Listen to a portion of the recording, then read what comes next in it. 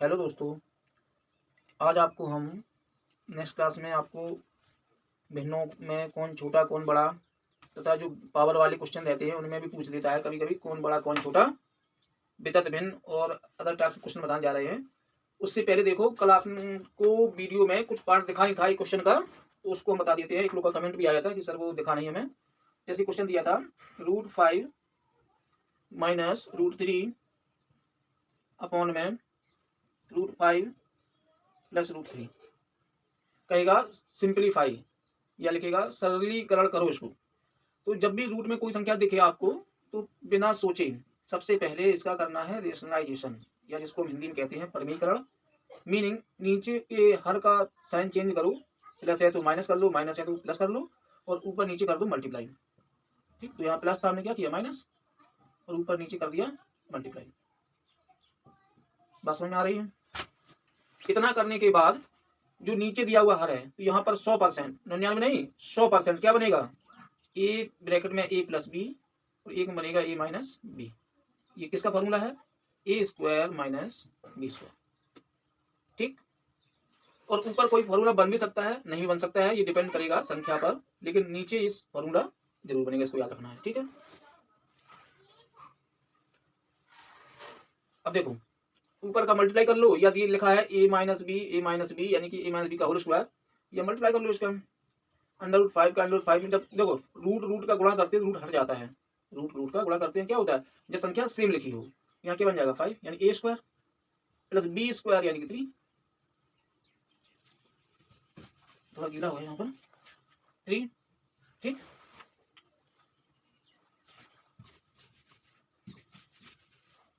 ए square plus B square plus 2ab, sorry minus वाला तो minus 2ab। तो देखो एक बार अभी एक बच्चे ने कमेंट किया था कि √5, यहाँ देख लो √5 और √3 का मल्टीप्लाई करने पर कैसे 15 बन गया। तो देखो सेम कैटेगरी, यहाँ भी रूट चढ़ा यहाँ भी रूट चढ़ा, पर इनकी जो बेस है वो अलग है।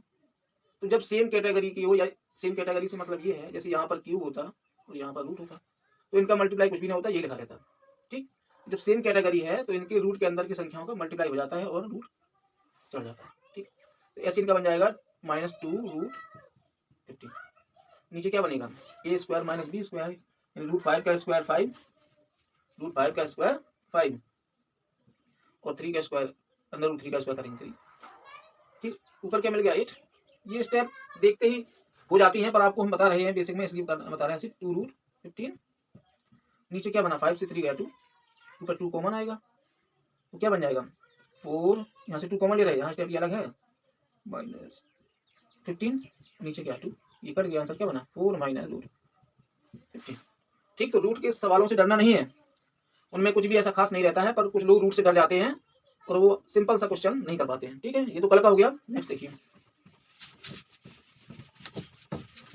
अच्छा नेक्स्ट क्वेश्चन में जो शुरू करना चाहते हैं उससे पहले एक चीज देख लो, एक अभाज्य संख्या पर क्वेश्चन आ जाता है। अभाज्य संख्या यानी कि प्राइम नंबर, क्या होता है इसमें प्राइम नंबर। तो देखो प्राइम नंबर वो नंबर होते हैं जो स्वयं स्वयं मीन्स जैसे 3 कहें तो 3 3 से कटेगा, या फिर ये 1 से कटेगा, तो 3 क्या है प्राइम नंबर। वो संख्या जो स्वयं और 1 के अलावा किसी और से भाज्य ना हो, डिविजिबल ना हो, तो क्या कहेंगे प्राइम नंबर। तो प्राइम नंबर से क्वेश्चन एक जगह से बनता है केवल, जो खास रहता है 2, कहेगा सबसे छोटी अभाज्य संख्या बताओ, ये कहेगा कि सबसे छोटी अभाज्य संख्या बताओ, यानी कि जो जहां से हम लोग प्राइम नंबर शुरू करते सबसे छोटी अभाज्य संख्या, तो क्या होती है 2 आंसर।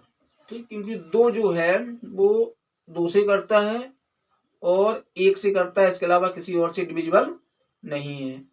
और कभी कभी पूछ लेता है सबसे छोटी अभाज्य संख्या, या कहेगा कि सम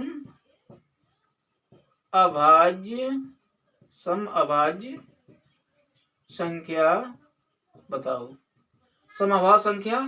ठीक, अब यानी कि 2 ही ऐसी संख्या है जो सम होते हुए भी अभाज्य है, बाकी कोई भी सम संख्या होगी, कोई भी सम होगी तो वो अभाज्य नहीं होगी। अगर सम होगी तो वो अभाज्य नहीं होगी।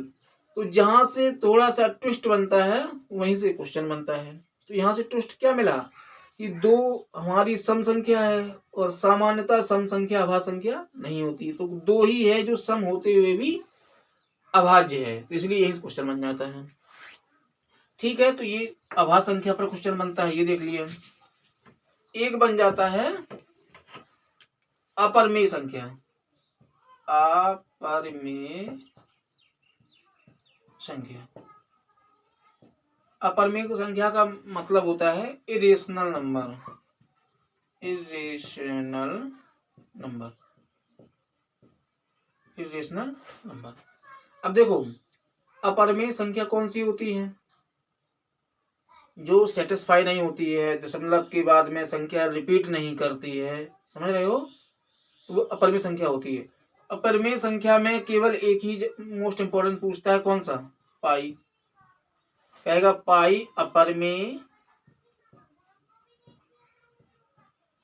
अपरिमेय या परिमेय, अपरिमेय या परिमेय। तो पाई क्या है? अपरिमेय। पाई क्या है? अपरिमेय। अब कभी कोई कहने लगता है कि पाई का मान 22/7 होता है, तो ये परिमेय है। ये क्या है? ये परिमेय है। ठीक। अब हालांकि आप लोगों को ये देखना हो कि ये सर कैसे पाई का वैल्यू 22/7 ये परिमेय हो जाती है, पाई अपरिमेय हो जाती है। तो होता क्या है कि पाई का वैल्यू अगर आप लोग देखोगे गूगल पर सर्च करके तो 3.141 करके ऐसे ऐसे और अनंत 2-3 पन्ने भरे दिखाई दे देगा, इसके बाद भी इन्फिनिटी का साइन लगा होगा। मीन्स पाई की वैल्यू कभी भी खत्म नहीं होती है, ना ही दोहराती है। जैसे दशमलव के बाद अगर अंक दोहरा भी जाए तो क्या हो जाता है? परिमेय। जैसे 7 से हम डिवाइड करेंगे ये संख्या, तो ये संख्या 100% है, या तो ये सेटिस्फाई होगी यानी कि दशमलव के बाद अंक बंद हो जाएगा, या अगर ये सेटिस्फाई नहीं हुई तो ये दशमलव के बाद कहीं ना कहीं संख्या क्या करेगी?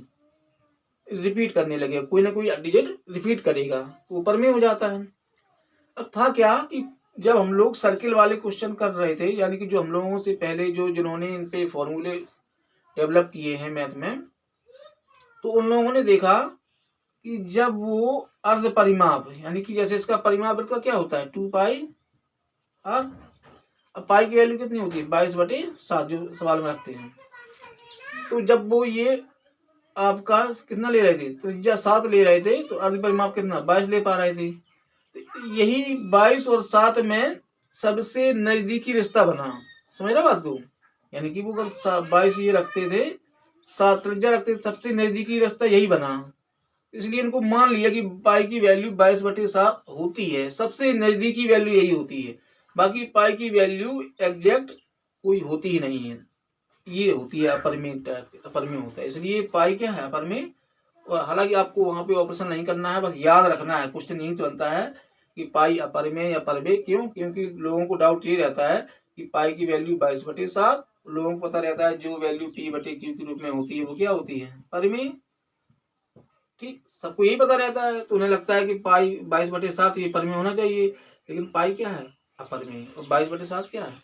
परिमेय। ठीक, ये भी क्वेश्चन यहां से आ जाता है, तो इसको भी बता दिए हम। ठीक, नेक्स्ट देखो। अब नेक्स्ट क्वेश्चन कैसे रहता है? एक तो देखो आपको पावर वाली संख्या देगा, जैसे 3 की पावर 24, 5 की पावर 18 और 2 की पावर 36 में क्या कहेगा? मैं सबसे बड़ी संख्या। ठीक, नेक्स्ट कभी कभी पूछ देता है छोटी संख्या, कभी कभी कह देता है आरोही क्रम यानी कि असेंडिंग ऑर्डर, कभी कभी कह देता है अवरोही क्रम यानी डिसेंडिंग ऑर्डर। ठीक है, तो हम लोग जब छोटा बड़ा इसमें निकाल लेंगे तो ये भी क्रम बता देंगे, आरोही क्रम कैसे सजेगा, अवरोही क्रम कैसे सजेगा, क्योंकि सबसे पहले हमें दिए हुए क्वेश्चन से ये पता चल जाए कौन बड़ी है कौन छोटी है, तो हम ये भी पता कर पाएंगे कौन आरोही क्रम होगा और कौन सा अवरोही क्रम होगा, असेंडिंग ऑर्डर और ये डिसेंडिंग ऑर्डर। ठीक, इसको हम अरेंज करते हैं और आप क्वेश्चन को सॉल्व करते हैं। तो देखो सबसे पहले क्या करना है, जो पावर दी है 24, 18 और 36 का क्या लेना है हमें, एलसीएम। तो इनका एलसीएम क्या होगा 72। एलसीएम निकालना ना आता हो तो अभी हम लोग एलसीएम चैप्टर पढ़ेंगे, वहाँ बताएंगे आपको कैसे एलसीएम निकालते हैं। बाकी ना आता हो तब ये वाला तरीका कर लेना, बाकी शॉर्ट तरीका हम आपको एलसीएम चैप्टर बता दें। ठीक है, तो एलसीएम कितना हुआ 72, एलसीएम आ गया 72। तो देखो इस 24 से 72 को करो डिवाइड, इस 24 से इसकी पावर क्या बनेगी 72/24, इसकी पावर क्या बनेगी 72 की अपॉन 18, 2 की पावर 72/36। ठीक, ये क्या होगा 24 से ये कट जाएगा 3 टाइम्स, ये क्या बनेगा 3 की पावर 3, ये बनेगा 5 की पावर 4, ये क्या बनेगा 2 की पावर। ठीक, इसको सॉल्व करोगे ये बनेगा 27 और ये बनेगा 625 से 25 और ये बनेगा 4। अब बता सकते हो ना, क्योंकि देखो हम लोग पावर से आइडिया नहीं लगा पाते हैं, क्योंकि अगर बेस इक्वल हो तब तो बता देंगे कि जिसकी पावर ज्यादा वो बड़ी संख्या, जिसकी पावर कम छोटी संख्या। लेकिन जब बेस ही इक्वल नहीं है तो हम कैसे क्लियर कर पाएंगे कौन बड़ा कौन छोटा। हाँ, अब ये जब इनको हमने पावर सबकी हटा दी, अब बता पाएंगे कौन बड़ी कौन छोटी। तो सबसे बड़ी, सबसे बड़ी, सबसे छोटी स्मॉलेस्ट, ये बिगेस्ट। ठीक है, आरोही क्रम कहे, आरोही क्रम कहे तो फिर आरोही क्रम में सबसे छोटी ये वाली संख्या कहाँ से प्राप्त हुई 2 की पावर 36 से। ठीक, इसके बाद सबसे छोटी से उससे फिर बड़ी 27 कहाँ से मिली थी 3 की पावर 24। लास्ट ये कहाँ से मिली 625 कहाँ से मिला था 5 की पावर 18 से। ठीक, अब रोही क्रम का देखो जब हम लोगों ने बड़ा या छोटा फाइंड आउट कर लिया तो फिर सवाल में आरोही क्रम अवरोही क्रम कुछ भी कहे कोई फर्क नहीं पड़ता। सबसे बड़ी संख्या 5 की पावर 18, उससे छोटी 27, 3 की पावर 24, सबसे छोटी 4 कहाँ से मिला था 2 की पावर 36 हो गया। ठीक, अब ऐसे क्वेश्चन आप लोग ढूंढना, उनको करना, ना समझ में आए तो कमेंट बॉक्स में लिख के डालना, हम आपको नेक्स्ट वीडियो में उसका सॉल्यूशन बताएंगे कैसे करना है, आपको आ जाएगा। जो तरीका हमने अपनाया उसी से सॉल्व होगा। ठीक, अच्छा कभी कभी भिन्न दे देता है और उनमें बड़ी छोटी पूछ देता है अवरोही क्रम, जैसे भिन्न देगा 11/17, 19/23, 16/27, 31/30। तो देखो क्या क्या पूछता है, कहेगा सबसे बड़ी भिन्न बताओ, सबसे बड़ी भिन्न, सबसे छोटी भिन्न। ठीक, और पूछेगा आरोही क्रम और अवरोही, यहाँ नीचे लिख दे रहा हूँ, यहाँ दिख ना रहा हो, अवरोही क्रम यानी ascending order, descending order, biggest और स्मॉलेस्ट, ये बताना चाहता। तो देखो जब हम बड़ी छोटी फाइंड आउट कर लेते हैं तो फिर इसमें कुछ नहीं रह जाता है, आरोही क्रम सजाना हो आरोही क्रम सज जाएगा, अवरोही क्रम लगना हो अवरोही क्रम लग जाएगा। उसके लिए देखो क्या है, हालांकि ये तो देखो सबको पता रहता है, क्रॉस मल्टीप्लाई से कर लेते हैं हम लोग, 23 का मल्टीप्लाई 11 में, 19 का 17 में, कौन बड़ा कौन छोटा। ये प्रोसेस थोड़ी सी बड़ी रहती प्रोसेस, डेसिमल में चेंज करके 17 से 11 डिवाइड करेंगे, कोई डेसिमल में नंबर आएगा। 23 से 19 डिवाइड करेंगे, कोई डेसिमल में नंबर आएगा। वो भी एक तरीका है, लेकिन उससे भी अच्छा तरीका ये है कि इनके डिफरेंस करो। कितने का डिफरेंस? 6 का। कितने का डिफरेंस है? 6 का। और यहाँ 4 का, और यहाँ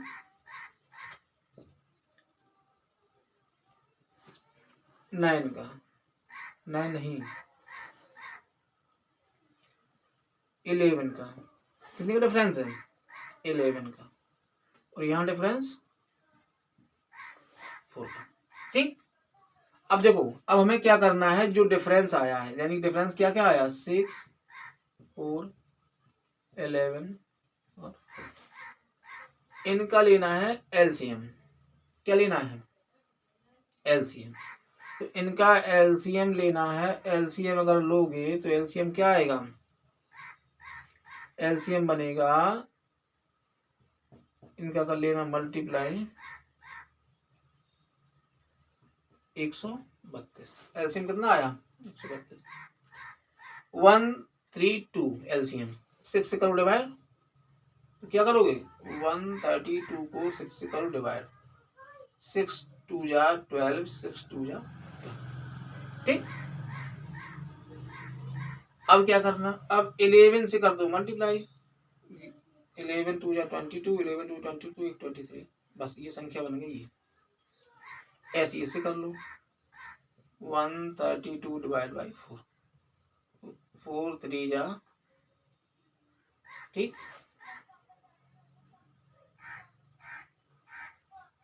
कहीं एलसीएम गड़बड़ हुआ है? नहीं नहीं, सही है। जल्दी ये मल्टीप्लाई कर लो। 19 57, 19 57 और 5 62। ठीक। अब ये एलसीएम इरेज कर दे रहा है, यहाँ से हम देख लेना हम लोग। एलसीएम कितना होगा? 132 अपॉन 11। 11 बन जाए 11, 11 बन जाए 11, तो 16 बन जाए 16, 16 बन जाए 16, 17। यहाँ से भी हो जाएगा, जो यहाँ से आया तो 33 यहाँ से भी आएगा, जब ये 4 से आया था।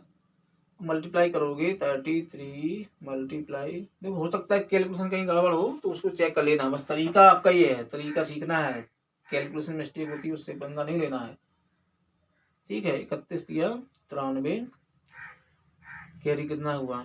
9। 31 दिया 93, 93 और 9 102। तो यहाँ से क्या मिला? 1023। तो कैलकुलेशन मिस्टेक हो सकती है, उस पर ज़्यादा पंगा नहीं करना। ठीक है। कैलकुलेशन पे नहीं कर, ध्यान देना हमें तरीके पर, किस तरह से क्वेश्चन करना है। क्योंकि यहाँ तो क्वेश्चन हमने डिजिट बना ली अपने मन से, हो सकता है डिजिट ऐसी बनी हो जो थोड़ी कैलकुलेटिव कम हो, लेकिन जो आपके पेपर में क्वेश्चन मिलेगा तो वो मोस्टली जो नंबर्स आते हैं वो डिविजिबल होते हैं, आसानी से करते हैं। क्योंकि उन्हें केवल आपका माइंड चेक करना होता है कि आपको इसका तरीका कैसे, किसको आप जल्द से जल्द सॉल्व कर सकते हो। ठीक है। अब वो अगर तरीका भी सही ना लगा पाओ, संख्या भी टिपिकल हो, तो क्वेश्चन कोई नहीं कर पाएगा। तो इसलिए वो संख्याएं बहुत आसान देते हैं, बस आपको लॉजिक पता होना चाहिए। तो इसमें सबसे बड़ी संख्या कौन निकली? ये। अगर सबसे बड़ी कहे तो अभी इसको यहाँ हटा दे रहे हैं हम। सबसे बड़ी, सबसे छोटी कौन? ये सबसे छोटी। बस सबसे बड़ी होगी, सबसे छोटी होगी। आरोही क्रम कहीं तो देखो हमने क्या कहा आपसे कि जब हम लोग इनको बड़ा और छोटा ये निकाल लेंगे, इसके बाद फिर कुछ नहीं बचता है। आरोही या अवरोही क्रम कोई फर्क नहीं पड़ता। आरोही क्रम बढ़ते हुए क्रम यानी असेंडिंग ऑर्डर, अवरोही क्रम घटते हुए क्रम यानी कि डिसेंडिंग ऑर्डर, बड़े से छोटा। आरोही क्रम सबसे बड़ा, आरोही क्रम सबसे छोटा। ये वाला कहाँ से मिला? 16/27। फिर कौन सा? 176 के बाद 232, 11/17। फिर कौन सा? 627 कहाँ से मिला था? 19/23 से। इसके बाद सबसे बड़ा हो गया ये आपका 31/30। अवरोही क्रम, अवरोही क्रम में क्या करना है? बड़े से छोटा।